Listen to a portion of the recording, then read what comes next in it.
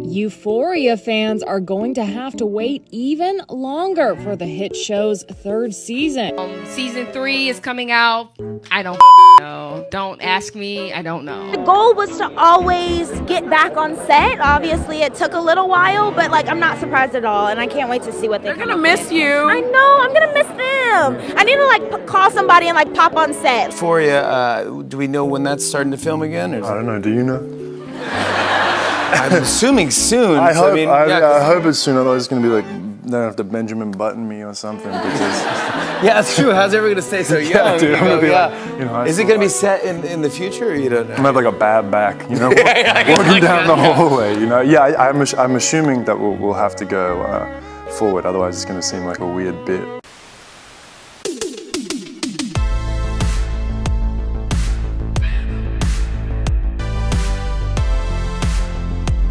Everyone, welcome to this video. I've got some big updates for you if you are a Euphoria fan and have not been caught up yet, although I assume most of you fans may already be caught up with everything going on with the show. So it seems like almost a decade that fans have been waiting for season 3, and throughout the hiatus of the show, a lot has unfolded. We have several cast members not returning for season 3, rumors of conflicts with the cast and crew behind the scenes. There's so much more, so let's get into this mess and unfold everything that has happened and why Euphoria season 3 probably will flop. So a couple years ago, I uploaded a video of my commentary after watching Euphoria for the first time. Safe to say I wasn't the biggest fan of the show because there were a lot of plot holes and unrealistic scenarios that occurred. My problem with the show is mainly the creator, Sam Levinson. Seems like he relied a lot on aesthetic, good-looking actors, and nudity, and he's allowed to direct his projects the way he wants to, but he's not exempt from criticism from viewers. Sam Levinson has been known to have problems with some of the cast members, and most recently, Zendaya, the main star of the show, was allegedly the target of his shade. A couple months ago before filming, Zendaya fired back at Sam for saying that there was one actress who was to blame for the delay of the show. She responded back and said, "I will say I have been off for a couple years, so not delayed because of my schedule. I've been open, just waiting."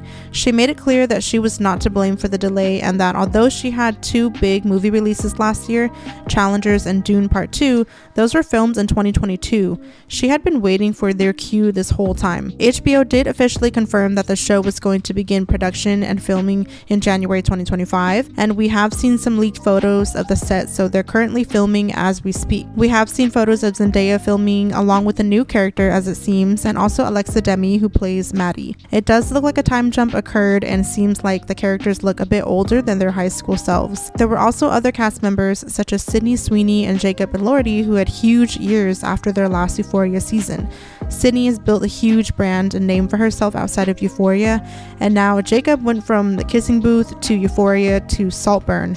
So outside of Euphoria, we can see that this has been beneficial to some of the actors because it allowed them to work on their own projects and really establish themselves. Let's not forget that Sam Levinson released that tragedy of a show in 2023 called The Idol, which so many people did not like, and the show will not be getting a second season. I think if anyone is to blame for the delay of Euphoria, it has to be Sam. Not to mention, there were rumors that he was being indecisive about storylines and how to progress from last season. Zendaya herself said that she can only confirm the time jump, but before filming she had not read or heard anything about the script for season 3. They are allegedly going to fast forward and create a time jump about 5 years in the plot that might possibly explore the characters' lives outside of high school. So this is exactly why people are saying just to cancel the show, because we won't be getting the show until later, probably in 2026, and now there's a huge time jump. So there's so many unanswered questions and unwrapped storylines from season 2, and I don't understand how he's going to address any of that.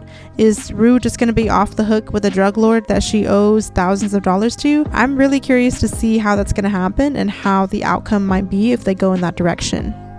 Let's also address the fact that there will be several cast members not appearing anymore in next season. This is due to the fact that the writers didn't write them in for season 3. There were also other reasons why several of them aren't returning. First off, let's list the actors not returning. Austin Abrams, Nika King, Algie Smith, Storm Reed, Barbie Ferreira. Geez, did I miss anybody else? Barbie, who played Kat, quit the show in 2022 after having a conflict with Sam himself. You can tell that Barbie's character was starting to get neglected in season 2 because it seems as though they purposely tried to derail her character development to make it easier to write her off.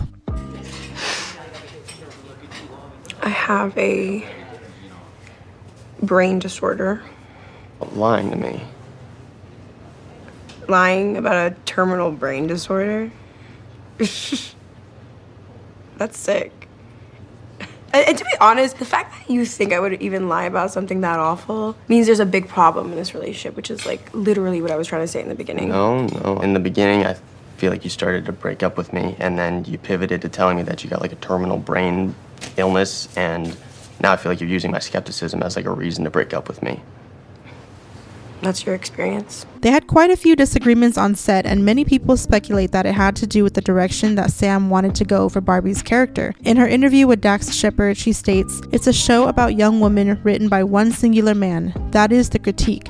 But it's also taken out on the girls themselves." This is exactly how I feel about Sam Levinson as well. He seems to have a bit of an ego, and he wants to take on everything by himself, write everything by himself, and he just fails to see the perspective of others. She continues by saying it was a mutual decision and that she felt that her storyline was running out of material anyways. I don't think there was a place for Kat to go. I don't know if it was going to do her justice, and I think both parties knew that. I really wanted to be able to not be the fat best friend. I don't want to play that, and I think they didn't want that either. You know, this is all like kind of gossip and lore.